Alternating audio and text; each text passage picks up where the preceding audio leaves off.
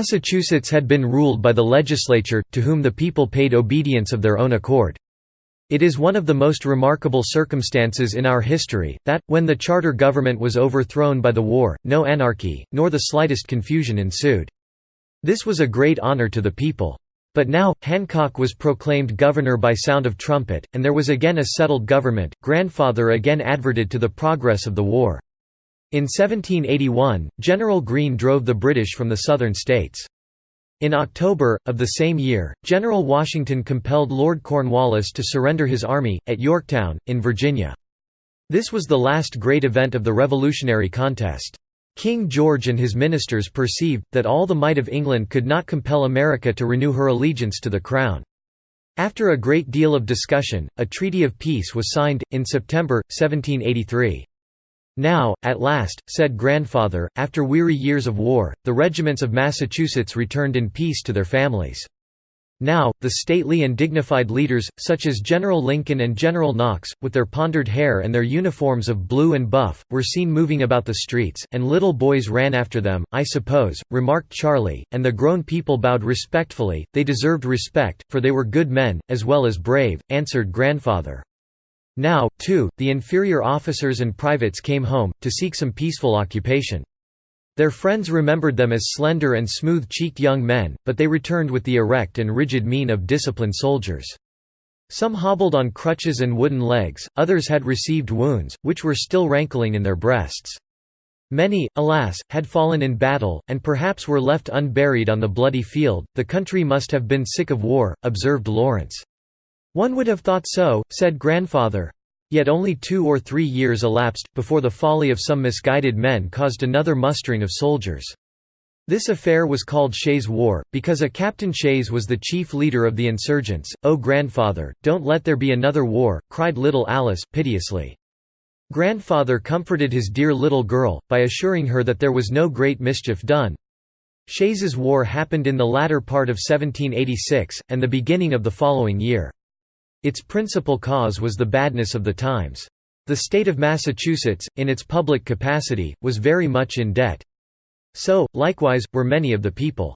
An insurrection took place, the object of which seems to have been, to interrupt the course of law, and get rid of debts and taxes. James Bowdoin, a good and able man, was now governor of Massachusetts. He sent General Lincoln, at the head of 4,000 men, to put down the insurrection.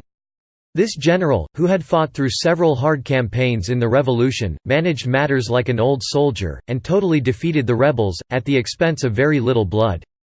"There is but one more public event to be recorded in the history of our chair," proceeded Grandfather.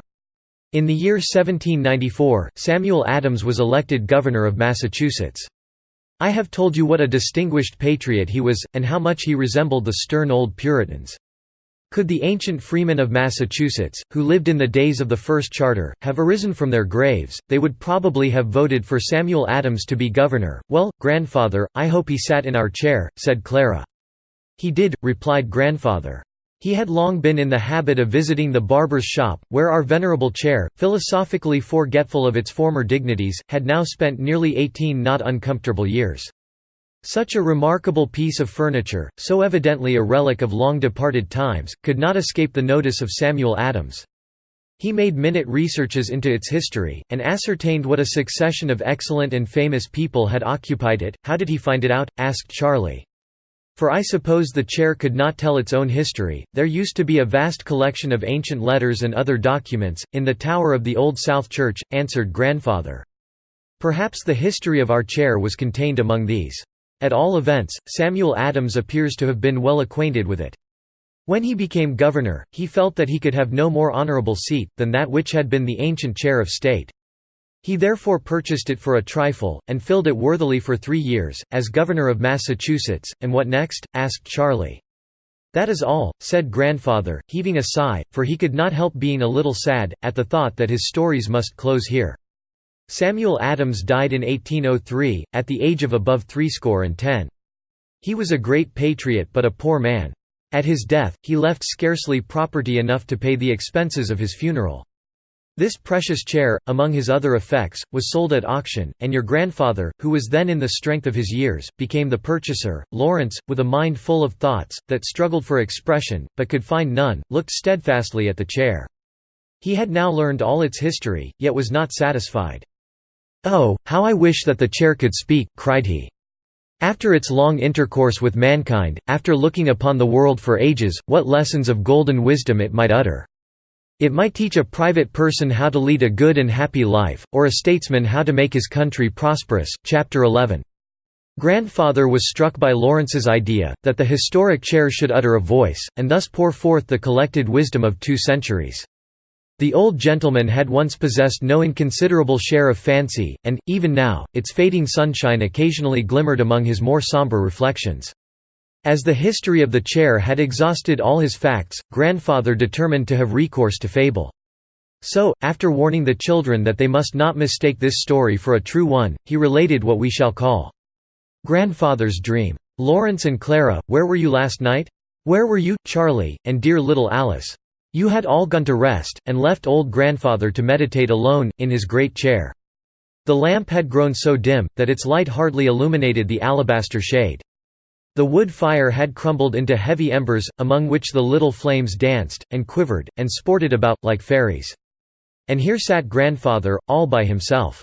He knew that it was bedtime, yet he could not help longing to hear your merry voices, or to hold a comfortable chat with some old friend, because then his pillow would be visited by pleasant dreams.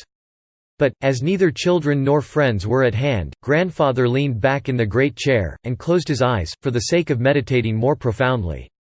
And, when grandfather's meditations had grown very profound indeed, he fancied that he heard a sound over his head, as if somebody were preparing to speak. 'Hem,' it said, in a dry, husky tone. Hem. Hem. As grandfather did not know that any person was in the room, he started up in great surprise, and peeped hither and thither, behind the chair, and into the recess by the fireside, and at the dark nook yonder, near the bookcase. Nobody could he see. 'Pooh,' said grandfather to himself, 'I must have been dreaming,' but, just as he was going to resume his seat, grandfather happened to look at the great chair. The rays of firelight were flickering upon it in such a manner that it really seemed as if its oaken frame were all alive. What? Did it not move its elbow? There, too. It certainly lifted one of its ponderous 4 legs, as if it had a notion of drawing itself a little nearer to the fire. Meanwhile, the lion's head nodded at grandfather, with as polite and sociable a look as a lion's visage, carved in oak, could possibly be expected to assume. 'Well, this is strange. Good evening, my old friend,' said the dry and husky voice, now a little clearer than before. 'We have been intimately acquainted so long, that I think it high time we have a chat together.' Grandfather was looking straight at the lion's head, and could not be mistaken in supposing that it moved its lips. So here the mystery was all explained. 'I was not aware,' said grandfather, with a civil salutation to his oaken companion, 'that you possessed the faculty of speech. Otherwise, I should often have been glad to converse with such a solid, useful, and substantial, if not brilliant member of society.' 'Oh,' replied the ancient chair, in a quiet and easy tone, for it had now cleared its throat of the dust of ages. 'I am naturally a silent and incommunicative sort of character. Once or twice, in the course of a century, I unclose my lips. When the gentle Lady Arbella departed this life, I uttered a groan. When the honest mint master weighed his plump daughter against the pine tree shillings, I chuckled audibly at the joke. When old Simon Bradstreet took the place of the tyrant Andros, I joined in the general huzzah, and capered upon my wooden legs, for joy. To be sure, the bystanders were so fully occupied with their own feelings, that my sympathy was quite unnoticed. And have you often held a private chat with your friends?' asked grandfather.